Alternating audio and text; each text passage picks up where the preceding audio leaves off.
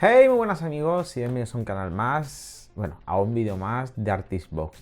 Hoy la verdad es que traigo algo que hacía ya mucho tiempo que tenía muchas ganas de hacer, que era hablar, bueno, realmente no es hablar del Señor de los Anillos en sí, sino de la obra de Tolkien, ¿vale? Que para mí es una obra muy especial. Quiero decir que yo no soy ningún entendido en Tolkien, es decir, no soy Kai47 y otros muchos youtubers. Me gustó el libro, me gustaron las películas, me gustó el hobby y también me gustó el Silmarillion, pero no lo tengo memorizado al 100%, ni soy ahora aquí el mega experto. Pero es un libro que a mí me ayudó y, bueno, me influenció en ciertas cosas y que realmente que es un libro que hay que recomendar, ¿vale? Y hoy vamos a analizar porque este libro no es solo un libro de fantasía épica a lo sumo, sino que es mucho más que eso y que trasciende en el tiempo y en la historia. Desde luego que también por el clickbait que habréis visto, ¿no? Digo que tiene que ver Tolkien con Cervantes o el Quijote, que también lo tengo aquí.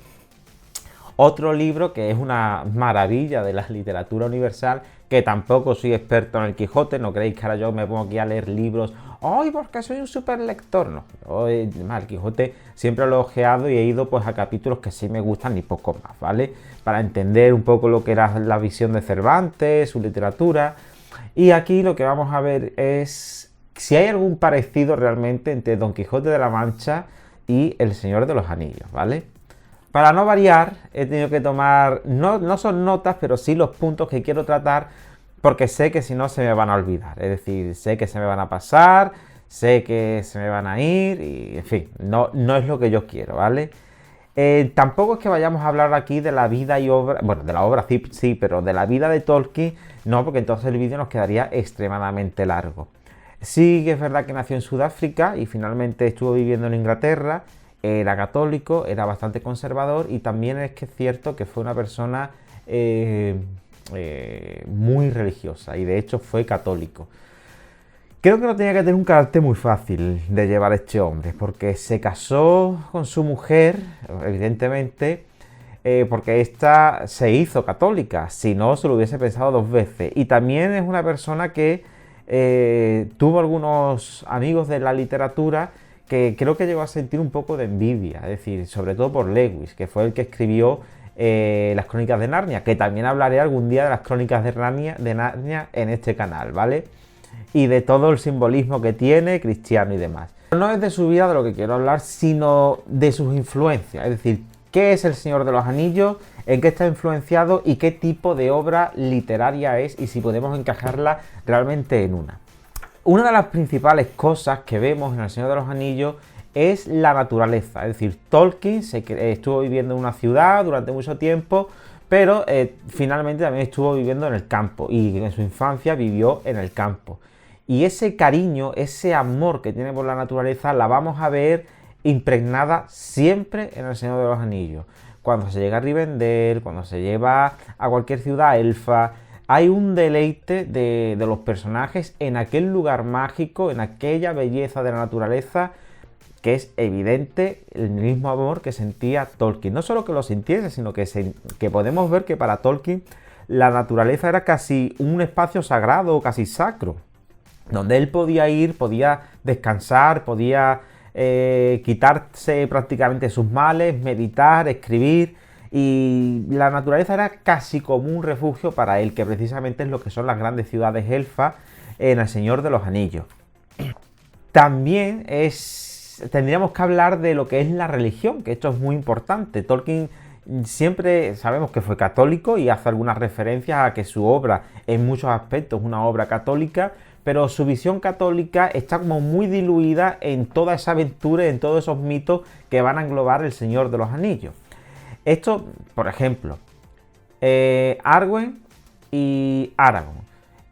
Siempre se ha dicho que ahí podemos ver la figura de Cristo en Aragorn, que prácticamente es el heredero del trono, que está un poco vacilante si llegar al trono o no llegar, si es digno o no es digno, que viene de un linaje especial y que finalmente va a unir a los hombres, prácticamente como que va a ser el redentor de los hombres. Y después tenemos a Arwen, que es una representación, según el mismo Tolkien, de la Virgen María. Pero también es una representación muy renacentista, es decir, vemos a una mujer joven, bella, que guarda su castidad, y también vemos un amor pues muy de caballeroso o de las épocas de la literatura caballeresca, ¿vale? Esto no solamente está en Arwen, sino que también está en Frodo como portador del anillo. Es decir, el anillo se considera como la gran cruz y que tiene que portar, y al mismo tiempo el anillo es como una especie de origen de pecado original que está tentando constantemente a todo el mundo. Es decir, es como el mismísimo demonio. También podemos ver en la misma comunidad del anillo, aquí en la forma que podríamos decir que son como los mismos apóstoles, es decir, allá donde van es para ayudar a Frodo en su misión y predicar prácticamente que quieren salvar la Tierra Media. Prácticamente, y de hecho salvarla de su posible apocalipsis que vendría de Sauron, que eso también es bastante católico, bastante bíblico. Hay otra cosa que es fundamental en la interpretación del cristianismo, concretamente del catolicismo, que es Ilúvatar, es decir, el dios principal que insufla un fuego divino que es con el que otorga prácticamente la vida. Eso es el Espíritu Santo. No obstante, también hay una visión muy espiritual del cristianismo, y no solo católica. No sé hasta qué punto Tolkien conocería el gnosticismo o los textos gnósticos, que se descubrieron aproximadamente en el 45, y Tolkien por aquella época estaba vivo, y si mal no recuerdo, El Señor de los Anillos se editó en el 54, 10 años después. Y es muy parecido porque Ilúvatar, en principio, está solo en el mundo y piensa en los Valar o los Ainur, ¿cómo era? Los Valar, es que ahora mismo no lo recuerdo, ¿vale? Y salen de su mente, lo empiezan a rodear, y llega un momento en que empiezan a cantar, empiezan a hacer una canción que es para crear el mundo. Y Morgoth o Melkor en ese momento, pues digamos que empieza a desentonar, empieza a hacer su propia canción. Y es el origen del mal. Pero es un origen del mal, y por supuesto es la rebelión de Lucifer contra Dios, una nueva visión católica. Pero es un mal que no proviene directamente de Ilúvatar, es decir, es un mal indirecto. Y esto es una visión gnóstica muy importante, porque aquí Tolkien sí que es verdad que se aleja mucho de la tradición judeocristiana, es decir, ese Dios celoso, envidioso, que lo mismo te lanza un maremoto a tu ciudad, como te la destruye, y que tiene unas características muy humanas porque se deja llevar constantemente por la ira, porque hay que ver que me ha rezado en vez de rodilla de pie, cosas así. Pues el gnosticismo hace precisamente un esfuerzo por separar al Dios creador del Dios que crea el mundo. Prácticamente es una especie de todo en el gnosticismo que se siente solo y emana a los eones, que son una serie de entidades que en cierta manera empiezan a charlar y también a cantar con ellos, y esa emanación se sigue produciendo hasta que finalmente llega la materia. Pero no es ese Dios el que crea al hombre, sino que hay un momento dado en que hay un Dios menor que nace por casualidad, no voy a explicar aquí el gnosticismo, que cae a ese mundo material y no sabe muy bien qué hace allí.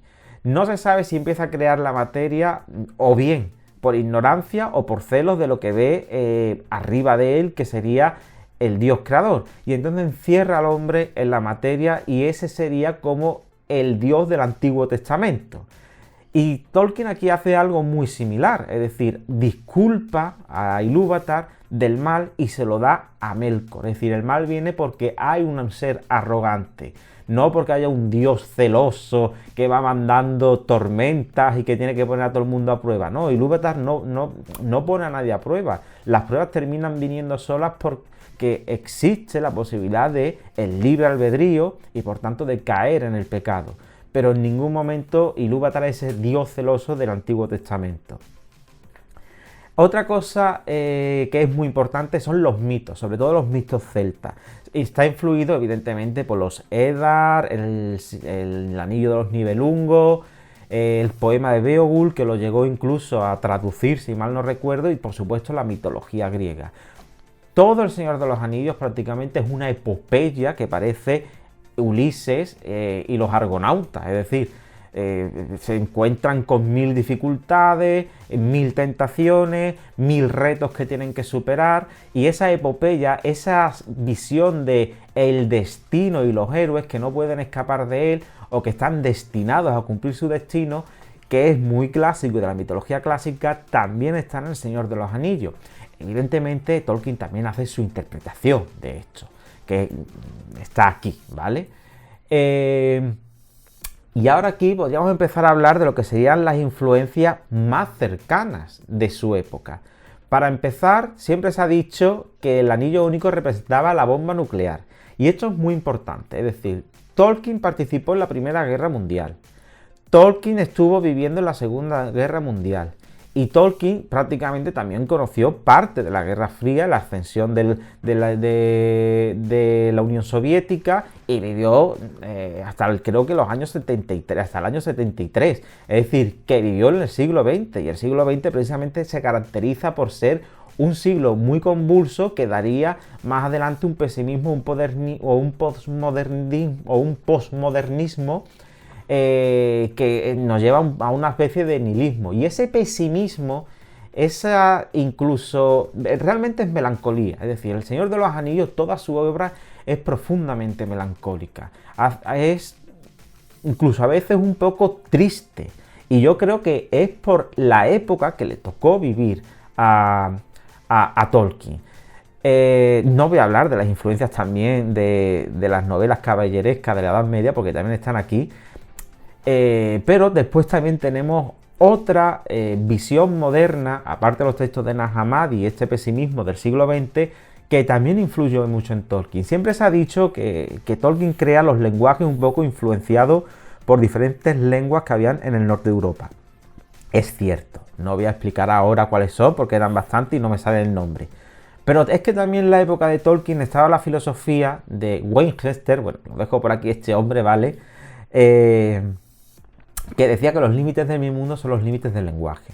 Hay una filosofía del lenguaje, de cómo el lenguaje influye en cómo vemos el mundo, en cómo interaccionamos con el mundo, y ese pensamiento, esa filosofía de aquel momento contemporánea, también está en El Señor de los Anillos. Es decir, no creo que solamente Tolkien creara El Señor de los Anillos por los idiomas solo por pura estética. Es que hay tres razas, bueno, hay más, pero las principales, que son los hombres, los enanos y los elfos, tienen tres idiomas distintos con los que entienden de manera distinta la realidad. Los hombres en El Señor de los Anillos están condenados a morir, son mortales. Los elfos no, los elfos son... los hombres son mortales, mientras que los elfos, por ejemplo, son inmortales. Y después están los enanos que prácticamente viven aislados un poco del mundo. Es decir, son tres formas de vivir distintas, son tres formas de entender el mundo de manera distinta y son tres lenguajes que llegan a describir para esta raza el mundo en el que viven. Por tanto, hay una filosofía del lenguaje en El Señor de los Anillos. Y ahora vamos a mi parte favorita, que es qué es lo que une a Don Quijote de la Mancha y al Señor de los Anillos. Bien, yo creo que lo que une... Yo no sé si Tolkien llegaría a leer el Don Quijote. Tal vez sí, tal vez no. Era un hombre culto y El Señor de los Anillos es un libro de literatura universal. Pero para empezar, lo que va a dejar reflejado es la amistad, ¿vale? Que eso está en Don Quijote, la amistad entre Don Quijote y Sancho. No solamente entre Frodo y Sam, sino lo que es el valor de la amistad. Y esto le viene evidentemente por su experiencia en la guerra. Y lo vamos a ver siempre en las relaciones más o menos equilibradas de los diferentes personajes. Legolas y Gimli, Frodo y Sam, y por supuesto Merry y Pippin, Aragorn y Boromir. Es decir, bueno, Pippin y Merry son muy parecidos, pero todos los anteriores siempre son como un contrapeso, que es una cosa que que universalizó realmente Miguel de Cervantes en el Quijote. Pero la relación que hay entre Frodo y Sam tiene mucho de parecido a lo que es la evolución del Quijote y Sancho. Es decir, en principio nos encontramos a Sancho que tiene que acompañar al Quijote en sus aventuras, pero es que a lo largo de la aventura terminan dándose lo mejor el uno del otro. Es decir, se terminan equilibrando y terminan aprendiendo. Pero con una condición: en ningún momento se desdibuja el papel entre amo y sirviente. señor Quijote, mi señor Don Quijote, Sancho. Es decir, llega un momento en que Quijote llega a reprender por diferentes faltas a Sancho, a veces de manera verbal, incluso de manera física. Y eso también lo podemos ver muchas veces en El Señor de los Anillos. Esa relación, y esta frase me encanta del Señor de los Anillos, esa relación la vemos también en Frodo y Sam, y que por cierto va a evolucionar de una manera bastante espectacular en esta frase. Levántate, Sam, le dijo Gandalf, he estado pensando en algo mucho mejor, algo que te cierre la boca y te castigue por haber escuchado. Irás con el señor Frodo. Y ahora dice al final del capítulo, ¿yo, señor?, gritó Sam, saltando de alegría como un perro al que invitan de paseo. Bueno, a mí esta frase me marcó y me dejó como muerto. Es decir, aquí se ve la subordinación de Sam hacia Frodo y lo diferente que son estos personajes. Es decir, Frodo es un chico sano, inteligente, que puede andar perfectamente, que puede hacerse su comida, es un chico económicamente independiente y realmente es un chico independiente. Y tenemos a Sam, que es siervo, en cierta manera, de Frodo, que es su jardinero y que es un tío muy inocente que no conoce nada del mundo exterior. Pero es que a lo largo del libro y sobre todo en el capítulo del Monte del Destino hay una evolución increíble. Frodo, si tú en ese momento le das una navaja, se corta las venas en ese capítulo. Es decir, Frodo está desanimado. Es decir, el diálogo que hay en El Señor de los Anillos, la tercera parte, entre Frodo y Sam, que dice, ay, porque la esperanza tal, y Frodo, oh, yo ya no te siento ni el sabor del pan de Lemba, ni mucho menos. Y entonces coge Sam y se lo lleva al Monte del Destino. Eso está en ese capítulo, pero no de esa manera, está disperso y tal.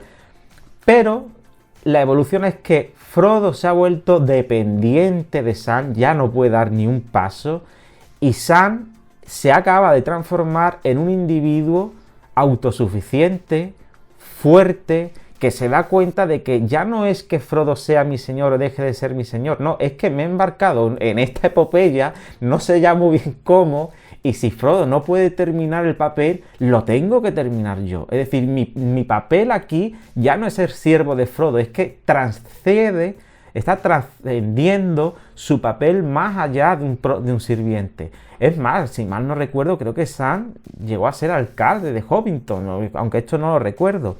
Y también nos muestra esa independencia, los honores que le dan después de destruir el anillo a todos los hobbits y demás. Es decir, Sam ya no es solo un sirviente. Claro que sigue tratando a Frodo como señor, porque sigue trabajando. Es que ya es eso, ya trabaja para Frodo, pero no es su sirviente.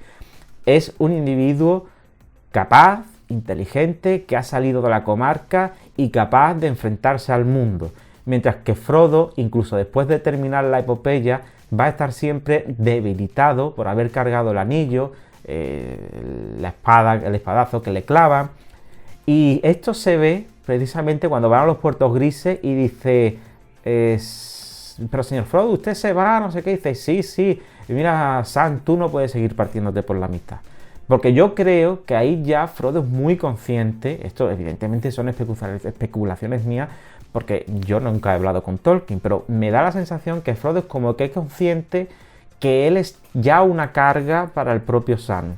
Es decir, Sam tiene ya una vida, tiene una mujer, tiene hijos, tiene asuntos que hacer, tiene trabajo, y ahí está Frodo, un melancólico, amargado un poco de la vida, y Sam está ahí encima y dice, Frodo, mira, es que tú ya no eres mi sirviente, tú tienes tu vida, tío, tienes que vivirla, hay mucho por delante y hay que tirar para adelante. E incluso Sam también le va a decir una serie de cosas como, pues quédese usted también, lo vivimos juntos, que eso me recuerda mucho los puertos grises a la muerte de Don Quijote y la reacción que tiene con Sancho. Esa insistencia que tiene Sam de que se quede es la misma que tiene Sancho con Don Quijote cuando se está muriendo, diciéndole, no se muera porque aquí hay que morirse por mano del hombre, quédese prácticamente a mi lado, y le recuerda de que tienen que ir al campo a vestirse de pastores y seguir viviendo aventuras, a ver si encontramos a Dulcinea. Y es muy bonito, porque el final del Señor de los Anillos es muy similar al Quijote. Ese llanto de Sancho despidiendo a su señor, que sabe que no lo va a volver a ver Y Sam, que no sabe si podrá volver a ver a Frodo, porque Frodo le dice que como portador, tal vez, quizás se vean algún día. Y esta relación de equivalencia que crea Cervantes la está teniendo constantemente Tolkien en El Señor de los Anillos. Por eso yo no sé si Tolkien leyó Cervantes o no lo leyó, pero esa visión realmente es muy bonita. Y la relación de Sam y Frodo, bueno, es maravilloso. Cómo evolucionan los dos personajes a lo largo del libro. Es algo increíble de leer. Bueno, una vez dicho todo esto, ¿qué conclusiones puedo sacar yo? Bueno, hay una cosa que es muy importante de Tolkien, muy importante, que es la idea de subcreación. Tolkien, que es religioso, dice, nosotros hemos sido creados por Dios, y aquí también una visión bastante gnóstica, por tanto, si Dios es creador, nosotros también podemos ser creador, pero subcreadores.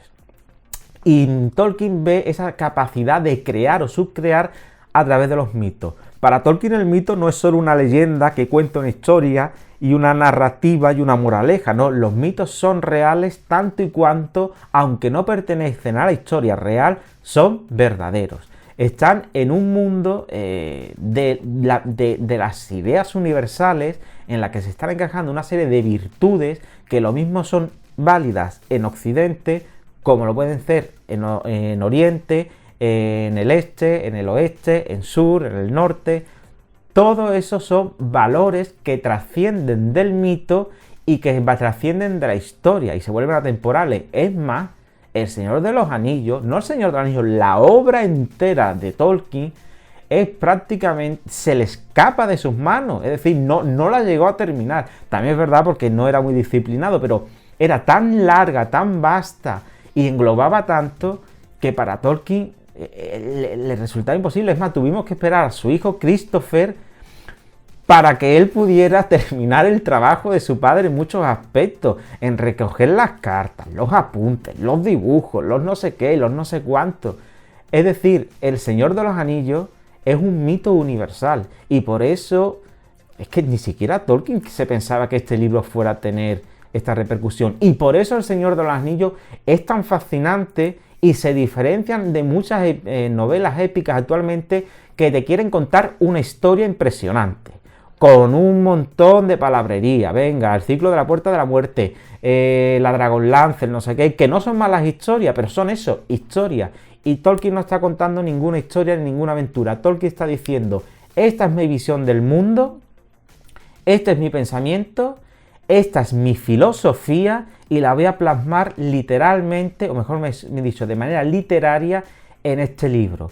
Todo lo que hay en la cosmovisión de Tolkien, en su obra, son su visión metafísica, epistemológica, ética, moral, y todo eso lo va a representar de manera estética. Es decir, El Señor de los Anillos no es un libro al uso, es prácticamente una obra de arte, equivalente a la Novena Sinfonía de Beethoven, equivalente a la Capilla Sixtina y equivalente al David de Miguel Ángel, porque es la totalidad del trabajo imaginativo estético donde se reconcilia los valores del autor que son expresados muy inteligentemente en una obra literaria bien construida con su, podríamos decir, presentación, nudo de desenlace de manera magistral. ¿Que hay partes del Señor de los Anillos que son un coñazo? También, pero es que en la obra de los grandes artistas hay obras que dices tú, bueno. Es decir, tienen sus grandes obras y después tienen sus obras que simplemente son buenas. Y con Tolkien pasa exactamente lo mismo. El Señor de los Anillos, con todo mi respeto, no es un libro, ni un libro de fantasía épica, ni fantasía medieval. Es una auténtica obra de arte. Y creo que se merece el puesto que tiene y creo que es un libro que de verdad va a sobrevivir al siglo XX como ha sobrevivido, pero es que va a sobrevivir al siglo XXI y al XXII porque esta obra es atemporal, como lo son todas las grandes obras de arte. Y lo único que yo puedo decir es, Tolkien, gracias por habernos dejado tu visión del mundo y de la cosmología. Tendrías tus sombras y tus luces, pero lo que hiciste, lo hiciste muy bien. Así que Así me despido, espero que os haya gustado el vídeo y hasta luego.